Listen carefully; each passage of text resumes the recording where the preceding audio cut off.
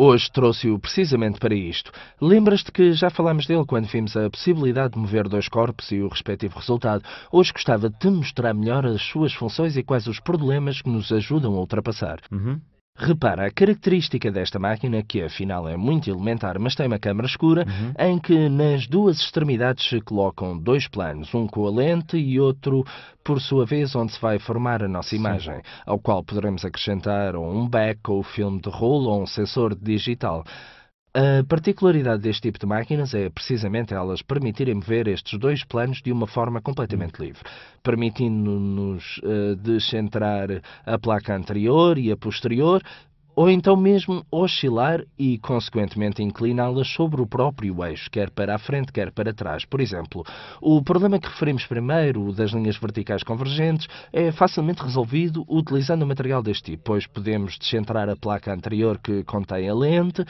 Olha, se levantarmos precisamente o plano sobre o qual se encontra a lente, vamos com o nosso plano do filme recolher uma parte da área de cobertura. Lembras-te que já falámos Sim, disso? sim, A sim. área de cobertura da objetiva, vamos captar uma parte onde se encontra representada a parte alta do edifício e, portanto, não vamos cortar nada do nosso edifício, mantendo o plano do filme paralelo ao plano da fachada do edifício. Então, seria usado desta maneira para projetar para o Isto alto, é certo? útil para fotografar temas que têm uma elevação considerável sem termos de nos afastar muito.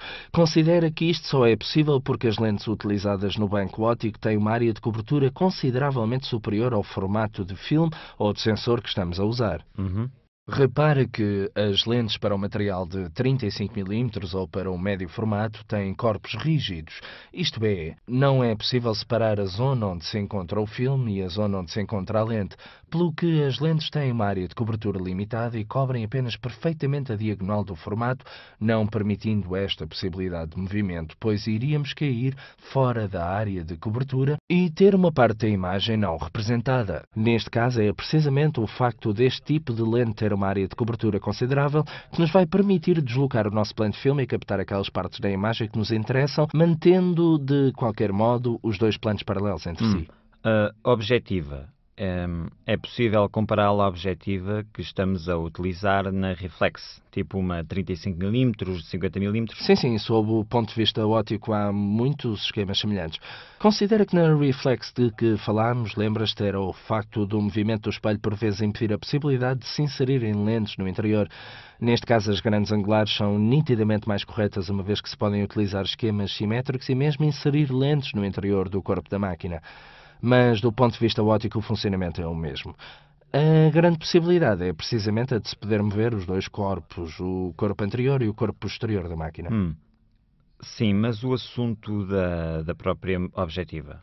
Sim, na verdade, reparaste nas diferenças. Devem-se ao facto de, neste caso, o obturador e o diafragma, os dois dispositivos que geralmente podemos encontrar na máquina fotográfica para regular a nossa exposição, se encontrarem ambos no interior da objetiva. Estas óticas utilizam um obturador central que se encontra definido com os tempos diretamente na ótica e também o diafragma. Digamos que todo o mecanismo necessário para a exposição está no interior da objetiva, visto que nas máquinas de corpo móvel serve unicamente para efetuar correções de perspectiva ou, como iremos ver mais adiante, correções daquilo que diz respeito à profundidade de campo da imagem. Então, se eu descentrar, como disseste, arrisco a fotografar um edifício inteiro com as linhas paralelas. Exatamente, mas este é apenas um dos métodos que temos ao nosso alcance através de um banco óptico, pois existem também outros movimentos que podem igualmente ser utilizados sempre para corrigir a perspectiva. Por exemplo, podemos também fotografar um edifício sempre de baixo para cima, mas desta vez inclinando o aparelho assim. Mas tu disseste para não fazer isso. Pois, é verdade. Inclinando a máquina para cima, inclinamos o nosso eixo óptico e sobre o plano de projeção onde se irá formar a imagem, obteremos de novo uma imagem com as linhas convergentes. Para corrigir, vamos utilizar um outro movimento do banco óptico, que além da possibilidade de descentrar as duas lâminas, a anterior e a posterior, também nos dá a possibilidade de oscilá-las, ou seja, dar-lhes um movimento de rotação que pode ser sobre o eixo horizontal, tanto para para a frente como para trás. Uhum. Isto é possível sobre ambos os componentes ou standards, quer o anterior, quer o posterior. Um outro movimento pode ser a oscilação sobre o eixo vertical, que nos vai permitir rodar. Neste caso, tiramos a vantagem da oscilação sobre o eixo horizontal e vamos assim reposicionar o componente ou standard posterior novamente paralelo à fachada do edifício que está diante de nós. Assim mesmo, inclinando a máquina, vamos conseguir obter uma projeção correta do edifício. Depois disto, deparamos-nos com o facto da nossa imagem estar reproduzida corretamente do ponto de vista de perspectiva com as linhas verticais paralelas e ortogonais às horizontais. O problema, no entanto, está na profundidade da nossa imagem, principalmente na focagem da nossa imagem. Visto que podemos focar apenas a pontos a uma determinada distância e temos um único plano de focagem. Neste caso, parte da imagem projetada no standard posterior ficará próxima da nossa objetiva, enquanto algumas partes ficam mais distantes. E, portanto, não podem ser representadas ambas focadas. Para resolver este problema é preciso aplicar um outro movimento, que é o da oscilação do standard anterior. Vamos incliná-lo para reequilibrar esta situação. Para fazer isso, temos de seguir a regra de Scheinpflug, que vai mais aprofundada no livro, mas em geral esta regra diz que o plano sobre o qual se vai formar a imagem, o plano da lente, ou seja, o plano anterior, neste caso, e o plano do tema a reproduzir, devem estar os três a convergir no ponto. Ou seja, os três planos devem cruzar-se em plano numa linha reta. Este é o caso mesmo das máquinas de corpo rígido, onde precisamente existe o plano do filme e o plano da lente, que entre si são paralelos, com uma situação de correta focagem apenas quando o tema que estás a fotografar se encontra paralelo a estes dois planos. Sim. Então, nesse caso, os três planos ficam em fuga no infinito. Neste caso, ao introduzirmos as indicações no standard posterior e no anterior, o importante é que eles se cruzem. O plano posterior, o plano anterior e o plano do nosso edifício. Portanto, se tenho o standard posterior inclinado para a frente e o edifício se encontra paralelo a esta, bastará ter também o plano anterior perfeitamente paralelo.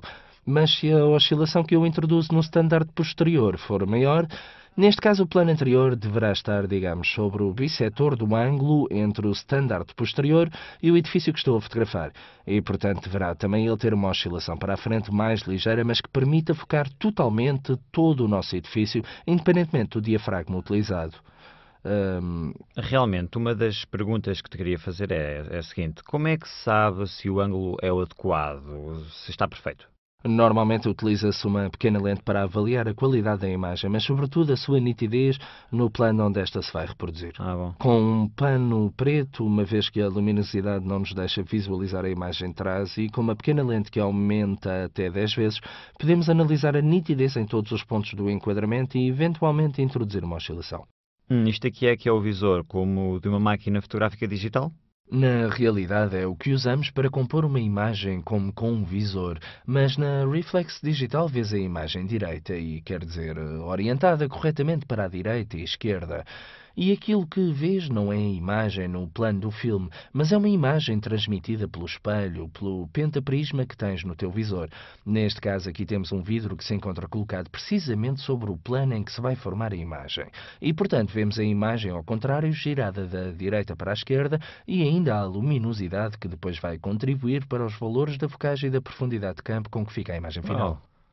No momento de disparar, como dizia, este é substituído. Removemo-lo e é substituído pelo plano do filme que se vai encaixar exatamente naquele ponto. Então aqui vemos mesmo a fotografia. Sim, realmente vemos aqui a fotografia que depois iremos registar no nosso suporte quando substituirmos este vidro. É como estar dentro da máquina fotográfica.